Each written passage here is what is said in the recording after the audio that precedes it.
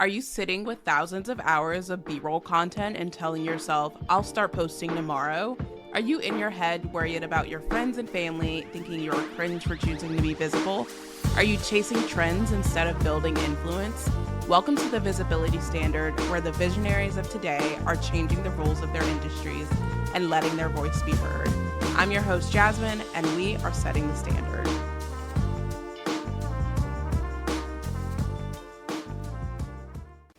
What does it mean to be an influencer? What do you think of when you hear the word influencer? And I truly think the content space would be so much stronger if people who were truly influencing, shaping culture, changing how people think, behave, believe, reclaimed the word influencer. And that's what I'm going to talk about today.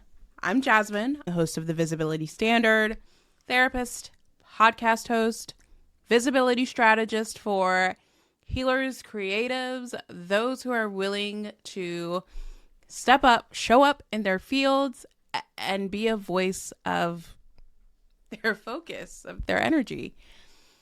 And I was thinking about this week how a lot of us avoid the word influencer, how it elicits this cringy response within us. And a lot of people choose not to say, I'm an influencer, because of the way other people might respond. Like, who are you to say you're an influencer? Why would you want to claim you're an influencer?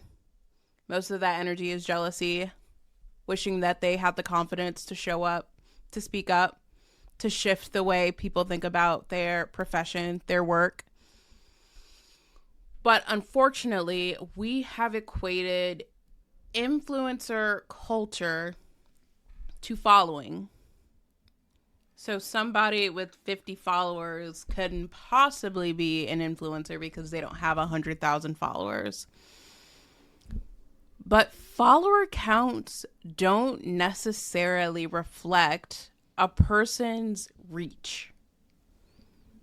Sure, there are 50,000 people following somebody, and that might be the only 50,000 people they're reaching. Someone could have 50 followers and they're at conferences, they're keynote speaking, they are in their communities, they're doing in-person events. Like, social media metrics is just one reflection of someone's reach, of their audience, of who they're resonating with.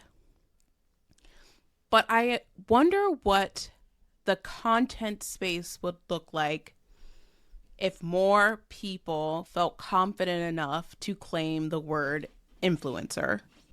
To keep this conversation grounded in some logic, I looked up the word influencer and its definition, and I'm going to read it to you all.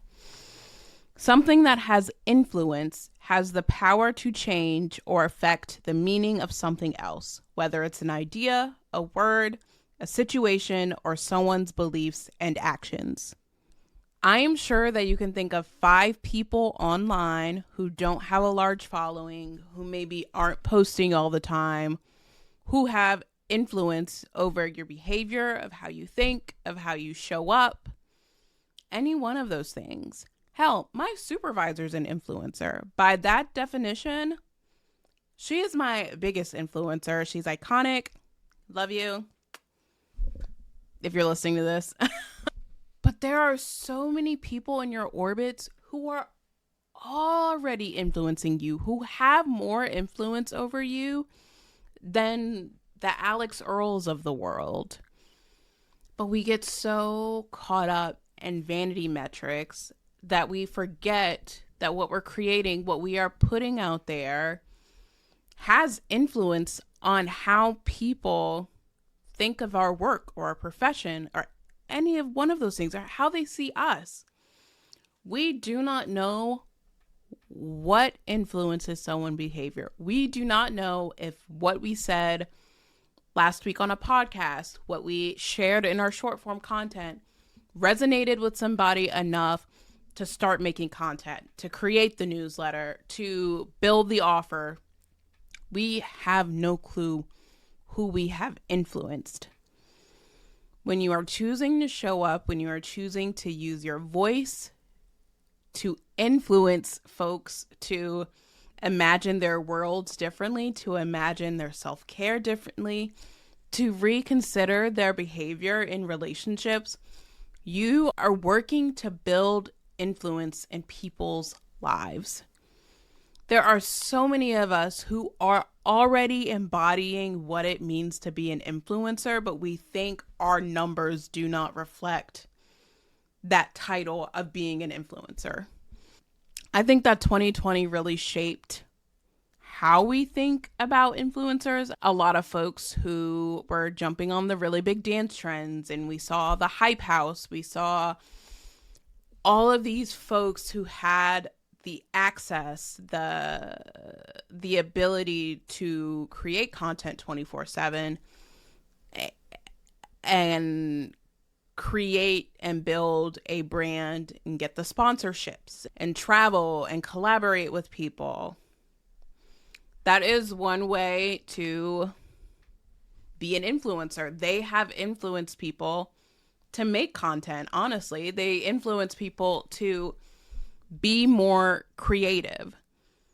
And we have people in spheres who are doing meetups, who are encouraging folks to think outside the box of their career, to imagine offers that actually feel good for them versus how they have to show up, or are building their business that actually feels good versus what they were taught by that business coach or what they see reflected in media.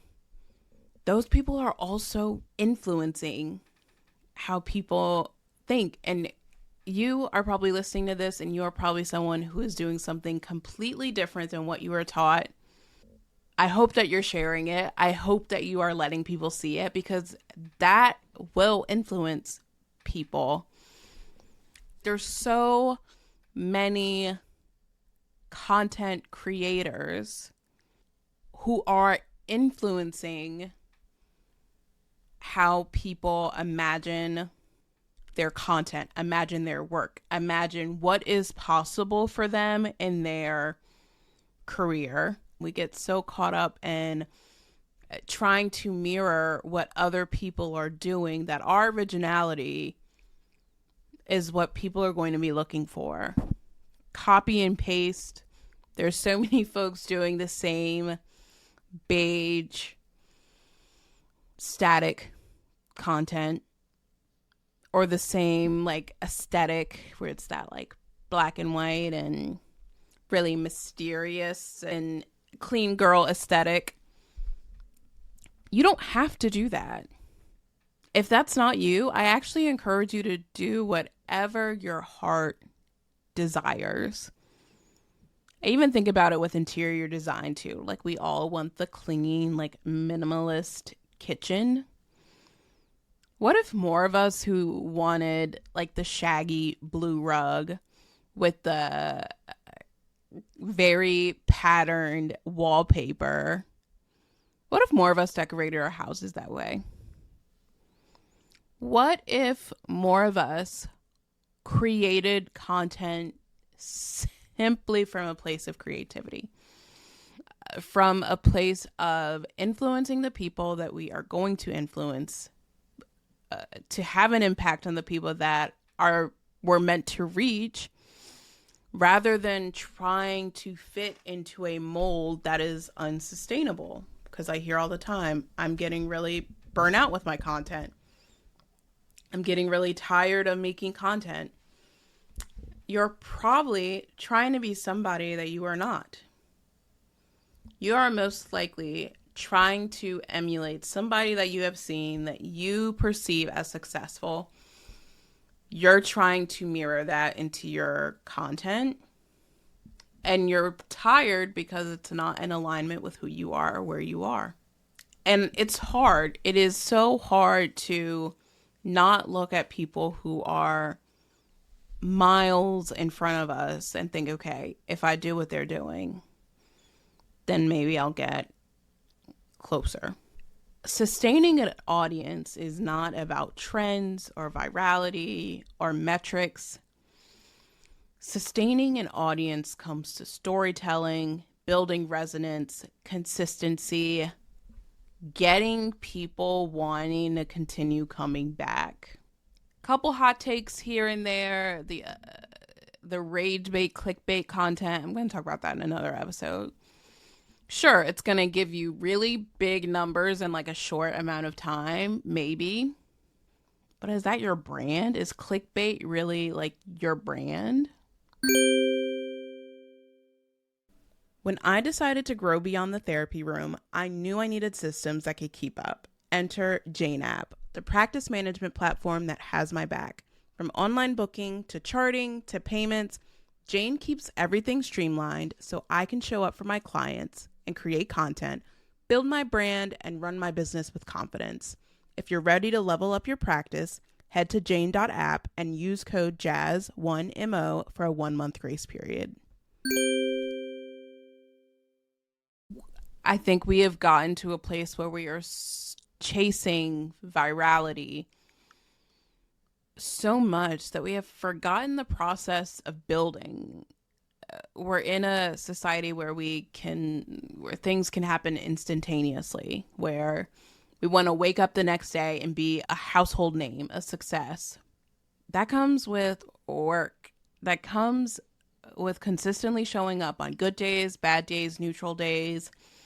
It's allowing 20% of your content to crush it and the other 80% to make it. It comes with sitting with those uncomfortable days where you hit like 50 likes on this video when the day before you maybe hit 200 or 2,000. You had a post go viral last week, and so you're like chasing that high of, okay, how do I keep this up? How do I copy and paste this? And it's like, they're not twins. You could post a video that could really resonate on Monday, and then on Tuesday you maybe get half of that. And then weekends, you're lucky if you get some engagement. Sitting in those ebbs and flows of content creation, that is where you build a brand. That's where you start to build influence, because people are like, this girl is showing up. This girl's not waiting until the sponsors are looking for her. She's not waiting until she has these big numbers. She is talking to her audience of 5. She's talking to her audience of 10. You're talking to your audience and you're allowing your audience to find you. And that is so cool. It is so cool when we allow ourselves to be persistent in our passions. Being an influencer is showing people that if we work hard, if we continue to be consistent and passionate about the message that we're sharing, that's what people gravitate to. People gravitate to passion. People gravitate to interest, to fun, to excitement. We get so caught up in our heads about showing up perfectly or showing up with the right words or showing up with this clothing brand, with this sponsorship. And it's like, none of that really is important. None of that is how the people who we see have gotten to 100K, a million, like those really big numbers. That's not how they got there, and that's not how they started. But you have to start somewhere. If you want that future for yourself, you've got to start somewhere. And you've got to start with something. Start with a story. Start with a message. Start with something that you're passionate about. Are you passionate about sports? Make a video every day commenting on a sport of some sort. Show us your fantasy football league. Are you passionate about line dancing? Go line dancing. Tell us how it was. Tell us your favorite line dance. Just show up. Just do it. Don't wait. I'm so tired of hearing the phrase, the online space is oversaturated. There are a lot of voices out there who I wish believed the space was oversaturated. Jake from finance, Joe from development they're not worried about if the space is oversaturated. They are showing up and stating their voice because they're like, someone's going to want to listen to this. Someone's going to find this and want to listen to it. Feel the same way about you. Feel the same way about your content. Someone is going to want to listen to it. Someone is looking for you. Someone wants to hear from you. No one wants to hear from Joe from finance anymore. We're tired. But creatives, those people who are doing the work on the sidelines, who are hiding in their trial reels, who have drafts of content just piling up. Post it, please. We need more brightness. We need more people who are creating for the sake of creating, because that's how you're going to sustain this work. If you're creating it, get viral and get a bunch of partnerships, that candle's gonna burn fast, let me tell you. If you are going to give yourself the permission and space to create from a place of enjoyment, from a place of excitement, again, passion, that's like the word that's really sticking to me right now, is passion. Who knows? I used to be somebody that was really focused on how their career would look or turn out. Like, I would have it mapped out, like, oh, I want to be here in 5 years. Oh, I want to be here in the next year. This is how I want my career to look like. I was driving today and I was like, you know what? Whatever happens with my career, I'm open. If it's aligned, if it feels good, I'm open to it. But when I have shrunken my vision of what I expect my career to look like, when I have only focused on very specific outcomes or very specific ways that I would deem myself successful in my career, I've only limited myself. I've only put myself in a box. That's no fun, and no one wins in a box. Give yourself the space, the permission to expand, to grow, to be curious about what your career could look like, and be an influencer. Embody being an influencer. That is my homework for you. Embody what it means to be an influencer. You are an influencer. Write it down. Take a note. That's all I've got for you today. New episodes come in every Monday, every Friday. Leave a rating, leave a review. And I look forward to chatting with y'all again soon.